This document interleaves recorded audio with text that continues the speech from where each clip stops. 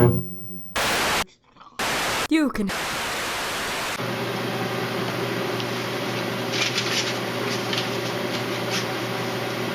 Oh, hello. One of the most important stands in American history happened on December 16th, 1773, when American colonists took a stand against the British government and their unfair policies. The colonists took a stand to protest taxes imposed by the British government on tea, based on a new act that allowed tea to be sold directly to the colonies with a 3-pence tax on it. The colonists didn't believe the government was allowed to tax them without representation. The merchants who relied on selling tea were becoming put out of business by this policy as well. This led to a protest where the colonists and some merchants protested by throwing tea off of ships in the Boston Harbor. This event, now known as the Boston Tea Party, led to the Intolerable Acts being imposed and planted the seeds for the American Revolution. This protest was a turning point for our stand against Great Britain. I'm going to tell you about the reasons behind the Tea Party, give you some accounts from people who were there, and finally tell you what happened after the Tea Party.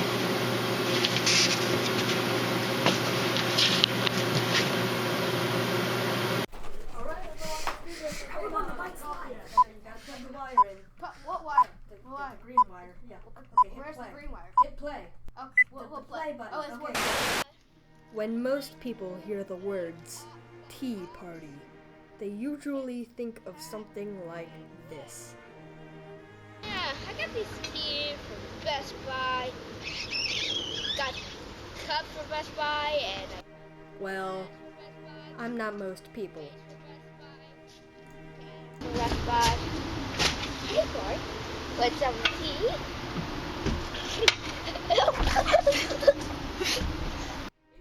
Hello, I'm Corey, otherwise known as Giant Cheez-It Man, and this is my guide on how to throw a tea party. The tea party I will be talking about is one of the most famous ones. It is called the Boston Tea Party. It occurred in 1773, and we still talk about it today.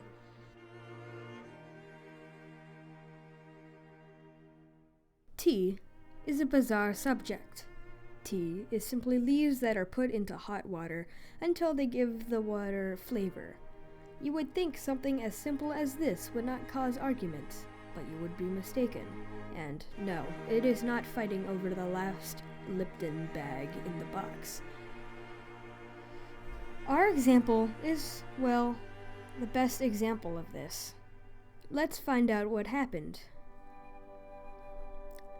So, a man named Lord North, the Prime Minister at the time, placed a 3-pence tax on imported teas. The East India Company, a big tea company, was upset about this because sales were dropping like flies. They had warehouses full of tea that was sitting unused and unpurchased. So, Lord North proposed that they ship directly to the colonists and keep the tax. This put merchants and smugglers out of business. Since no one was buying tea from the merchants, they lost money, and since the East India Company was shipping directly, smugglers couldn't intervene. All of this eventually led to the Tea Party. Well, it is much easier just to go to the grocery store and buy yourself a box of Lipton. Guests are the most important part of a party. Without guests, it's just going to be you sitting in a room by yourself with a bunch of party supplies. And that's always really sad to watch. So, spare the public and don't do that. So, the first step to inviting people to a party is writing invitations. I know, it's horrible.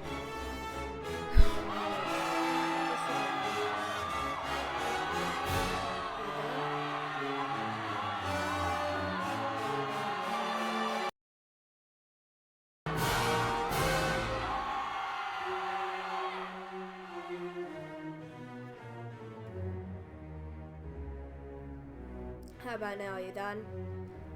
Okay, you're done? Okay. Okay. Ready? We're going to get back to what we were doing. However, if you're like our example and your party gets so popular that word spreads around town, you might not even need to write invitations. People will just show up.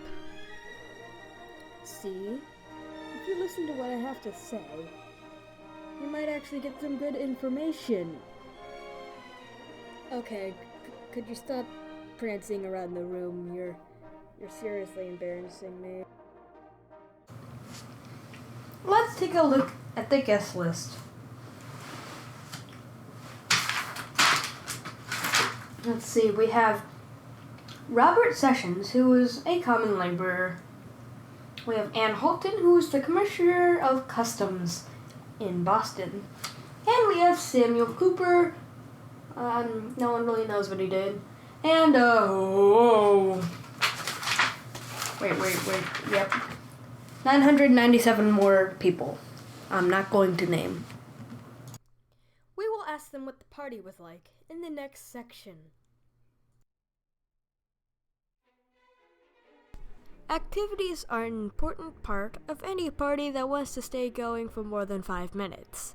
So, to prevent everyone from walking out on your tea party, I've asked Robert Sessions what activities they've done at the Boston Tea Party. And I have written down what he said, and I will read it to you now.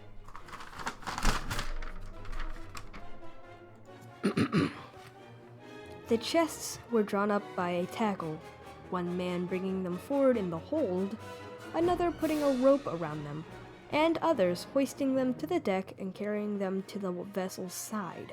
The chests were opened, the tea emptied over the side, and the chests thrown overboard. Perfect regularity prevailed during the whole transaction. Although there were many people on the wharf, entire silence prevailed. No clamor, no talking. Nothing was meddled with but the teas on board. I have also asked Samuel Cooper what he and everyone else did at the tea party.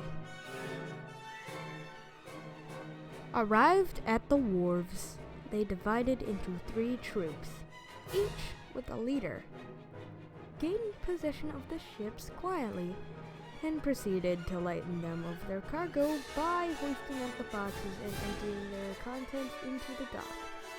No noise was heard except the occasional clink of the hatchet in opening the boxes, and the whole business was performed with so much expedition that before 10 o'clock that night, the entire cargo of the 3 vessels were deposited into the docks. Many wishful eye was directed to the piles of tea which lay in the docks, and one poor fellow, who could not resist the temptation, had filled the lining of his cloak with about a bushel of the plants. He was soon observed by the crowd, and the process of lightening him of his burden was short. He was dragged a little distance on the wharf to a barrel and was soon furnished with a coat of tar and shavings. Haha, sounds like they had a fun time. And now for some results. The Boston Tea Party had a lot of mixed emotions afterwards. Some people loved it, and some people utterly despised it. So, let's see what Ann Holton thought of the tea party. The tea consignees remained still at the castle. 6 weeks since the tea was destroyed, and there is no prospect of their ever returning and residing in Boston with safety. This place, and all the towns about, entered into a written agreement not to afford them any shelter or protection, so that they are not only banished from their families and homes, but their retreat is cut off, and their interest greatly injured by ruining their trade. So yeah, there were many mixed emotions afterwards. There was actually another smaller tea party where tea was destroyed on another ship on March 7th. But it ended in the act being lifted, traders and smugglers getting their jobs back, and eventually, it led to America's independence. So, it was a pretty big deal. Well, I guess that's it, folks. See you later, and goodbye.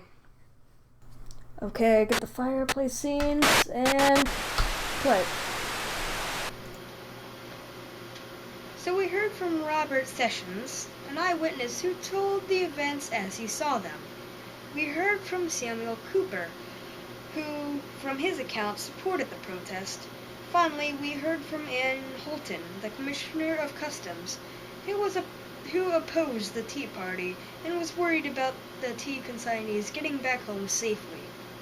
The Tea Party did lead to the tax being lifted, but then in 1774 the British passed a new set of laws which became known as the Intolerable Acts to punish the colonies. This led to the outbreak of revolution in 1775. The Bostonians took a stand against an unfair and, to them, illegal tax. This showed bravery and passion for their country. Without this stand, America as we know it would be different.